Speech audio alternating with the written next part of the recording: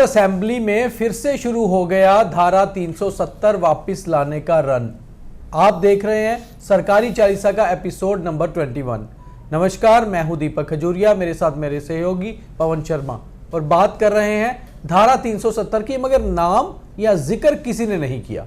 Assembly के अंदर भी जो रेजोल्यूशन आया उस पर यही था कि स्टेटहुड विद स्पेशल स्टेटस, मगर बहुत ही स्मार्ट मूव था नेशनल कॉन्फ्रेंस सरकार का। Deputy chief minister Surendra Kumar Chaudhary ने रेजोल्यूशन पढ़ा और उसी समय हंगामा शुरू हो गया। फिर ध्वनि मत से रेजोल्यूशन पास हो गया और नेशनल कॉन्फ्रेंस ने उसको सेलिब्रेट किया। बीजेपी ने प्रोटेस्ट किया।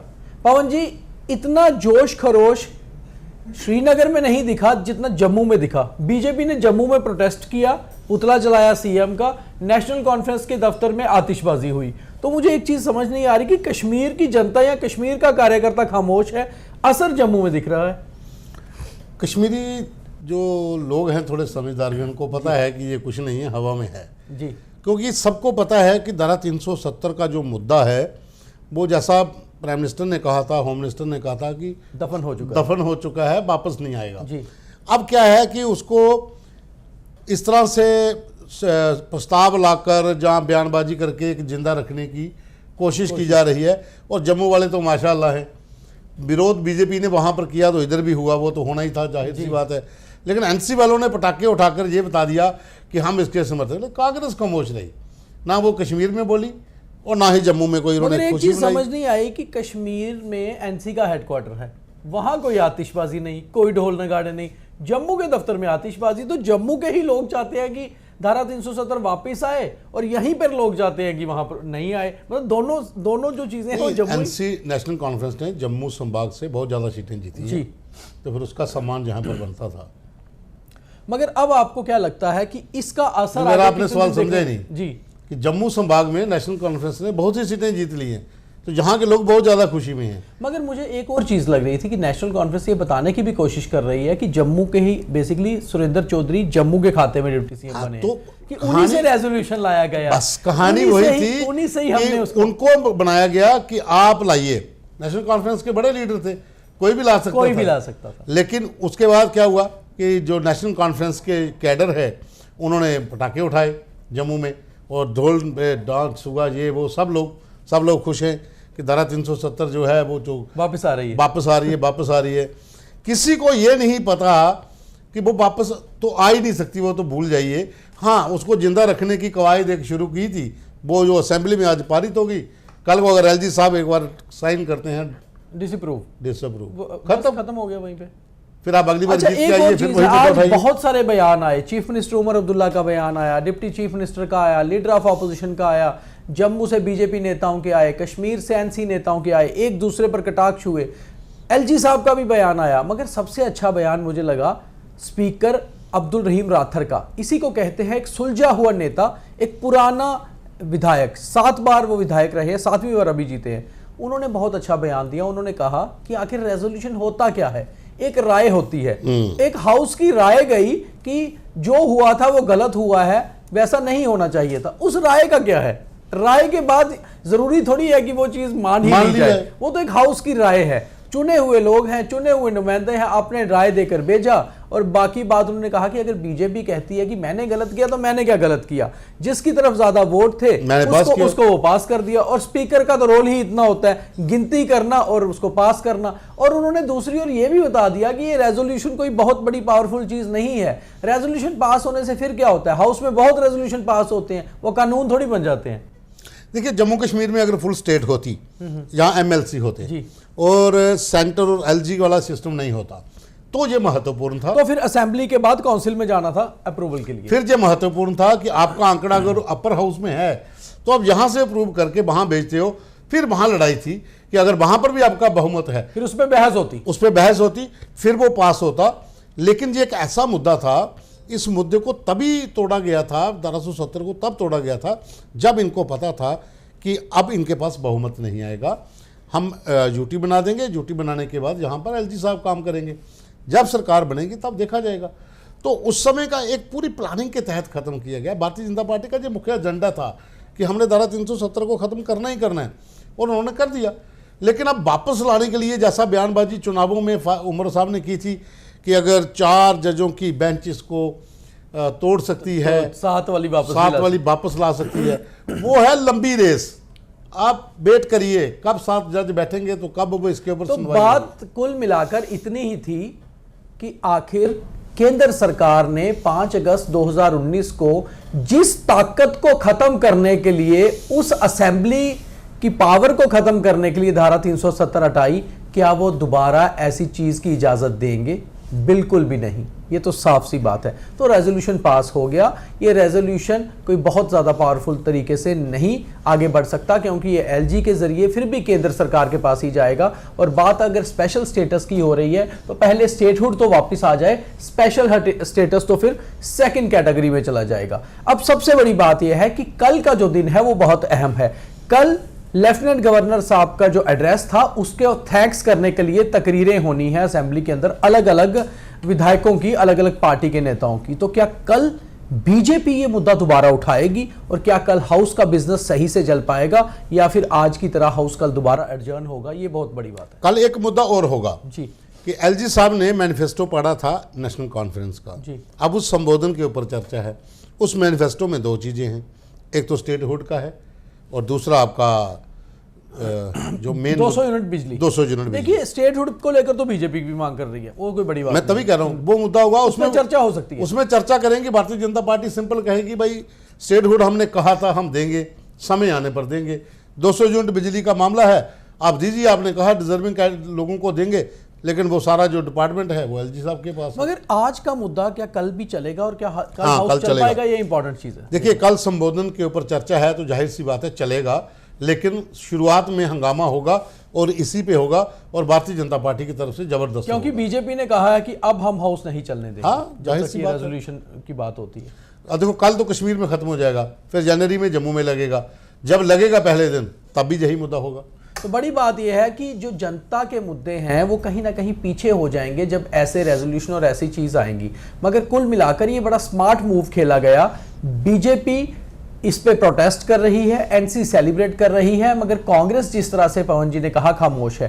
पवन जी, कांग्रेस ने हालांकि सपोर्ट तो किया है इस रेजोल्यूशन को, क्योंकि उनके भी 6 मेंबर्स उसी तरफ थे, मगर कांग्रेस इस इशू को लेकर आगे अगर चलेगी तो कांग्रेस कहीं ना कहीं जम्मू से जो अपनी जड़ें उखड़ रही हैं वो पूरी तरह से साफ हो जाएंगी। लगता है आपको ऐसा? बिल्कुल, मैंने तभी आपको कहा कि कांग्रेस कार्यालय में कोई जश्न नहीं हुआ।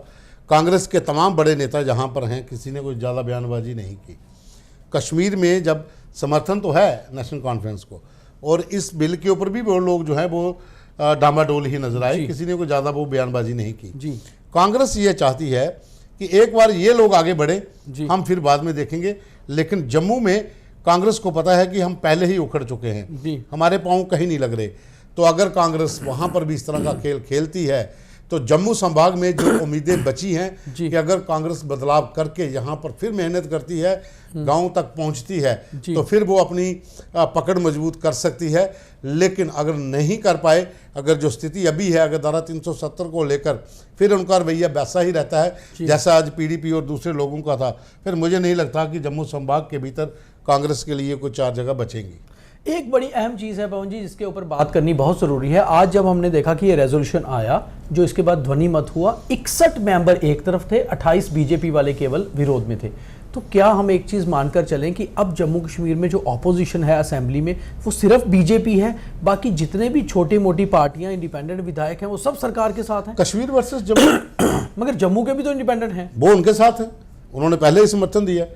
आप देखिए ना, अगर मंत्री सतीश शर्मा बने हैं वो तो नहीं बोल सकते, बनी वाले वो कहाँ गए, इंद्रवल वाले कहाँ गए? तो जो राजौरी में कांग्रेस का विधायक जीत के आए हैं इफ्तिकार हुसैन, वो भी क्या उसी खाते में है? तो इसका मतलब जम्मू की बात कहाँ होगी? जम्मू की बात सिर्फ बीजेपी के लोग करेंगे और कोई नहीं करेगा। तो ये साफ हो गया कि अब ऑपोजिशन में 28 विधायक, 28 हैं, बाकी और 61 जो है वो सरकार के साथ है। कुल मिलाकर देखा जाए तो उमर अब्दुल्ला चाहे अपनी सूची में 50-52 लोगों को साथ लेके चल रहे हैं, मगर उनके साथ पूरे 61 के 61 विधायक खड़े हैं जब बात जम्मू वर्सेस कश्मीर होगी। मगर इस रेजोल्यूशन में जम्मू वर्सेस कश्मीर तो कुछ था ही नहीं। इसमें रेजोल्यूशन में था कि क्या 370 या स्पेशल स्टेटस जिसकी बात हम कर रहे हैं वो वापस आएगा नहीं। मगर बड़ी बात यह है कि क्या जम्मू के लोग भी कुछ चाहते होंगे कि कुछ ना कुछ स्पेशल स्टेटस इनको मिलना चाहिए? देखिए, जम्मू के लोग जो हैं धारा 370 को लेकर पहले बहुत खुश थे जी। उसके बाद नाराजगियां हैं। ऐसा कुछ नहीं है कि हर कोई खुश है, हर कोई चाहता है कि धारा 370 गया, हम भी चाहते थे जाए जी। ये मलामत जो थी वो खत्म होनी चाहिए लेकिन उसके बाद हमें मिल क्या रहा है? बिल्कुल, हमारे जॉब जा रहे हैं, माइनिंग माफिया हैवी हो गया है, लिकर माफिया हैवी हो गया है। उसके बाद आपके पास दूसरा सबसे बड़ा जो कह रहे हैं कि बाहर के लोग आके हमारी ज़मीनों के ऊपर ज़मीनें हमारी जा रही हैं। तो यहाँ पर जो चाहते हैं लोगों का ये मांग थी, जम्मू में अधिकांश आप लोगों से बात करोगे तो यही होगा कि हमें हिमाचल की तरह स्पेशल स्टेटस दे दें 371 का, ताकि हमारी ज़मीनें जो हैं वो हमारी बिना अनुमति के किसी को ना मिले और हमें हमारे पास जो है हक जो है वो रहें, और दूसरा यूथ को जहाँ पर रोज़गार मिल जाए। तो ये है। लेकिन देखिए, अगर बात करोगे कि आम लोगों की, भाई अमर अब्दुल्ला वाला हिसाब हो जाता है। मुझे बहुत अच्छा लगता है वो जब उन्होंने कहा अजय सरोत्रा ने कि उमर साहब, लोगों में बहुत नाराज़गी है, जम्मू में लोग बहुत परेशान हैं, लोग परेशान थे बीजेपी से।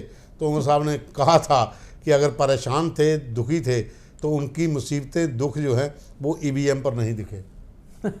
तो बात यह है कि आखिर जम्मू की जनता क्या चाहती है? अपना राय जो है अपने कमेंट बॉक्स में जरूर बताइए कि क्या जम्मू के लोग स्टेटहुड के साथ कुछ स्पेशल स्टेटस चाहते हैं कि हमारी ज़मीनें, हमारी नौकरियां, उसके ऊपर हमारा हक रखे। ये बहुत ज़रूरी है क्योंकि आपके जो कमेंट्स आते हैं हम कोशिश करते हैं उनके ऊपर अपने अगले कार्यक्रम ड्राफ्ट करने की, कि हम कार्यक्रम प्लान करें और फिर वो कार्यक्रमों को हम जहां पहुंचाना चाहिए, जहां ज़रूरी होता है वहां तक वो स्टोरी के लिंक्स पहुंचते हैं। तो अपना ज़रूर कमेंट दीजिए। अब बात करते हैं थोड़ी सी इंटरनेशनल, क्योंकि आज एक बड़ा दिन था।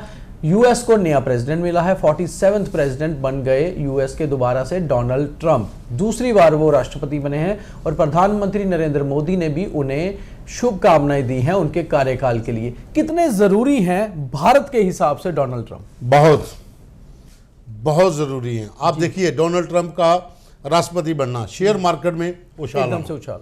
और दूसरा, जो भी भारतीय यूएस में है, आज उनका रोड के ऊपर निकलना फ्लैग लेकर, इंडियन और यूएस फ्लैग लेकर, बंगड़े डालना, क्योंकि उनको पता है कि जब डोनाल्ड ट्रंप पहले थे, भारतीयों के लिए वीज़ा उसमें काफ़ी रियायतें दी गई थी जॉब के लिए।